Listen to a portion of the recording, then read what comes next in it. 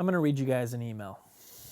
Hey Mads, thanks for reaching out, I appreciate it. I can confirm there is no problem with the tweeter. The speaker measures up to 20K. I have spent the last week listening, and while I don't think there is anything offensive about the sound of this guy, it's just not getting me excited. I can hear and measure what you have done, and while the bass is very deep, I find it problematic in mid-bass and lower mid-range. What I initially described as being warm is technically inaccurate. I would advise that foregoing a review at this time is probably the best thing for both of us.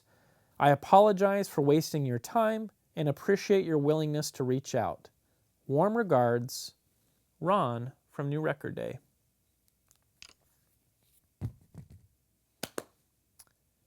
Well, I was wrong. When I originally got the S300's, I set them up.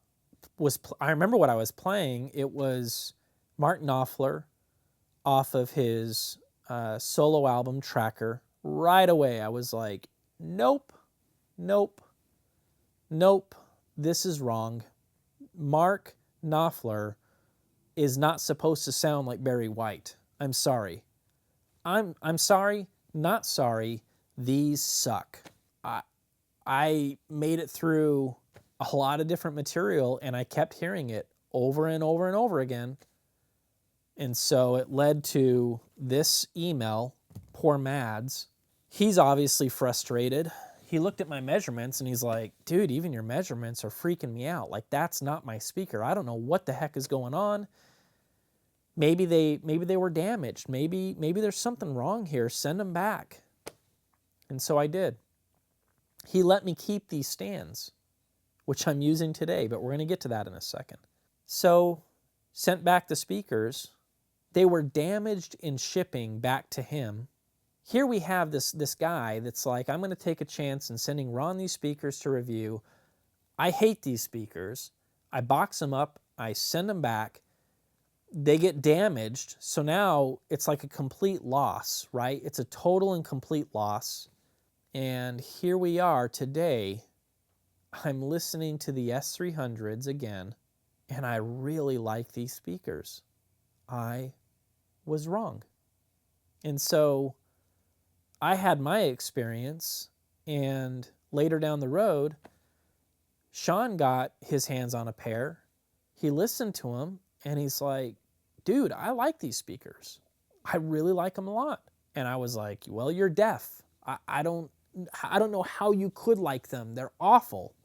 And we went back and forth, over quite some time talking about it. Like, what the heck could have possibly happened where they sounded like I was describing?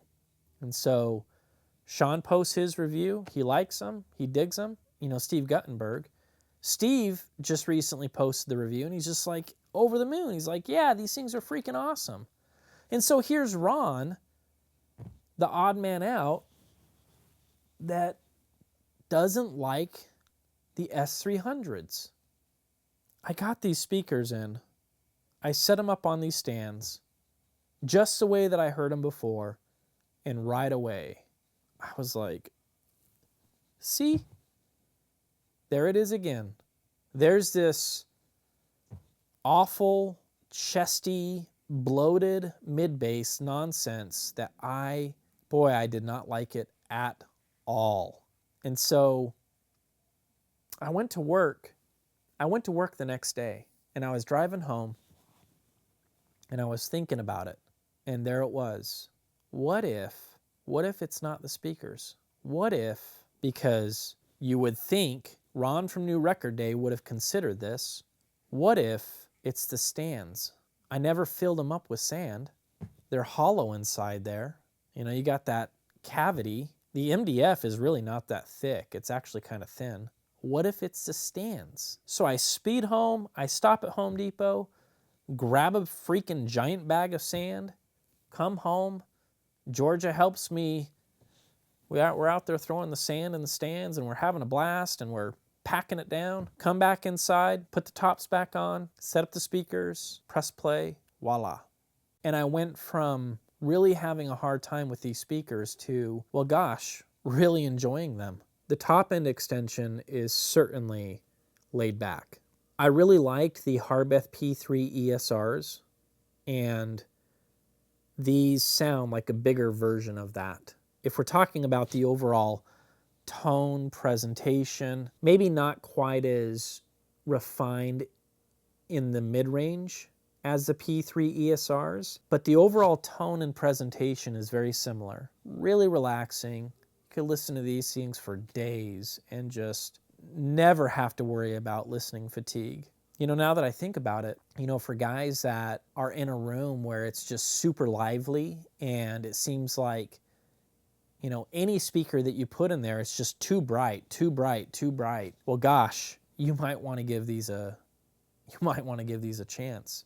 You know, my room, I've got a lot of acoustic treatment in here. I've got a rug. There's a lot of tamping going on. There's enough detail retrieval in there to where it keeps me engaged, but you have to earn it. You really have to listen into the music to hear and pull out a lot of those, you know, spatial cues and details. It's there, not as forward. The upper mid-range, and mid-bass, now that these speakers are sounding the way that they are, man, whoo, it's really freaking good. Robust and confident, really well put together. There's just the right amount of meat on the bones. And bass, forget about it. These speakers are 7 feet into the room, guys. I'm basically listening near field, and that's how I like these. I like them so far away from that freaking wall. I don't want to mess with room gain, because I was listening to these earlier, 2 to 3 feet away. Holy crap. Between 40 and 60 hertz, and I measured it to make sure. It's over the top. Way too much bass for my liking. So I pull them away. Bass evens out. And what you gain is, man, a soundstage that is deep, wide, and there's just a lot of really meaty content in there. Man, there is something about these S300's. I get it. These are a very nice sounding pair of loudspeakers. Mads, I owe you an apology. You know, the only thing that felt right to do was to get on here and just let you know, yeah, the Buchardt S300's, they definitely come with a recommendation from New Record Day. I really like these a lot, and I certainly think that anyone that is looking for a really capable bookshelf, man, that was my belly. I need to eat something. All right, well, that's my cue, guys. Time to go get some Taco Bell.